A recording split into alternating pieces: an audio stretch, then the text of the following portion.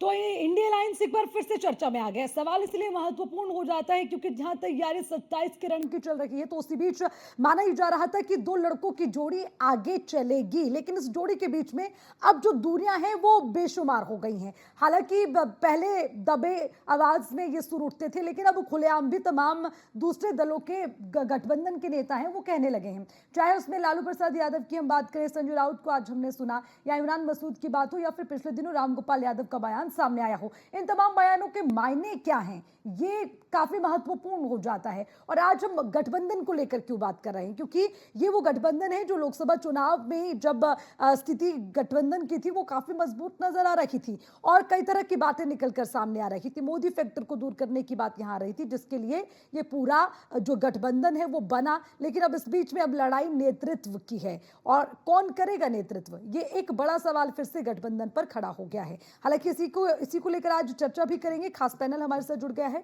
परिचय आपसे करवा दें। डॉक्टर रोहित सक्सेना बीजेपी के नेता हमारे साथ जुड़ गए हैं, बहुत बहुत स्वागत आपका।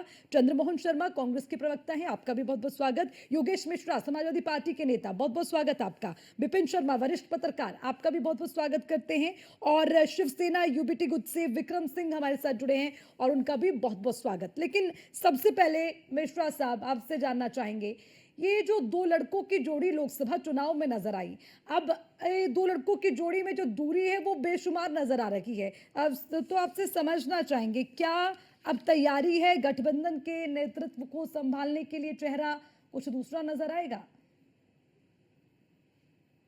आदरणीय अर्चना जी, जी।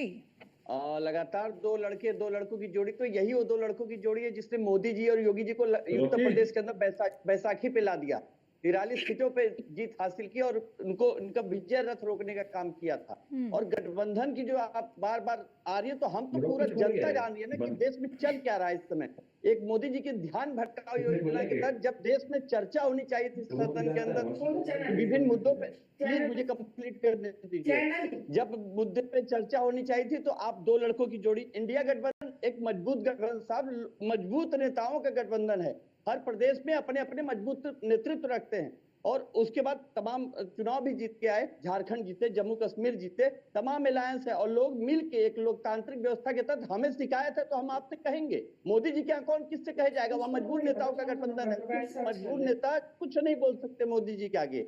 लेकिन इंडिया गठबंधन के हर एक नेता को अपनी बात रखने का अधिकार है, लोकतंत्र है, इसलिए गठबंधन में लोकतंत्र जिंदा है। दूसरी बात पे मैं आता हूं कि जब दिल्ली में सदन चल रहा है और शंभू बॉर्डर पे लोग किसान बैठे हैं, इसकी चर्चा नहीं होगी कि युवा सुसाइड कर रहा है, नौकरी नहीं मिल रही है, उसकी बात नहीं होगी। लगातार पेपर लीक हुआ, उसकी बात नहीं होगी। क्राइम रेट बढ़ रहा है, उसकी बात नहीं होगी। शिक्षा, चिकित्सा, स्वास्थ्य की व्यवस्था की बात अरे नहीं होगी। मिश्रा लेकिन साहब, यही तो लगातार आप विडंबना है, बात किससे करें, जिस विपक्ष को, जिस देखिए विपक्ष के रूप में तो मिश्रा साहब ये सवाल इसीलिए तो है, पहले गठबंधन आपस में तो तय कर ले किसको क्या करना है, तभी तो विपक्ष आगे जाके मुद्दे उठा पाएगा। उसकी बात तब होगी ना जब आप लोग आपस में एकजुट हो पाएंगे और मुद्दों को आगे रखेंगे। आप लोग आपस में लड़ रहे हैं कि हमारा मुद्दा ज्यादा भारी, कोई कहता है अडानी पे बात करनी है तो कोई कहता है संभल पर बात करनी है। तो परेशानी तो इस बात की ना कि पहले अपने अपने मुद्दे ही आप डिसाइड नहीं कर पा रहे, तो उन मुद्दों को लेकर लड़ेंगे क्या? मैडम मैडम बताइए मिश्रा जी। मैडम, हाँ। कुछ ज्ञान एनडीए वालों को भी दिया कीजिए। नहीं, मैं एनडीए को ज्ञान भी नहीं ज्ञान दे दिया रही हूं, कीजिए मैं कि तो जो मोदी पूछ जी रही का हूं एकदम आपसे। मैं बोला ना मजबूर, वहां तो किसी को बोलने की सहमति नहीं है कि अगर कुछ बोल ही नहीं सकता कोई गठबंधन का दल, वो मजबूर नेताओं का गठबंधन है साहब। हमारे यहाँ बोल रहे हैं, आप जिसको उनकी नाकामी बता के डिबेट करवा रही है, आप निरर्थक करा रही हैं। आप कल सार्थक सार्थक चिल्ला रही थी, लेकिन आपका बहस निरर्थक है। अपने 10 से ज्यादा डिबेट इस टॉपिक पे कर डाले।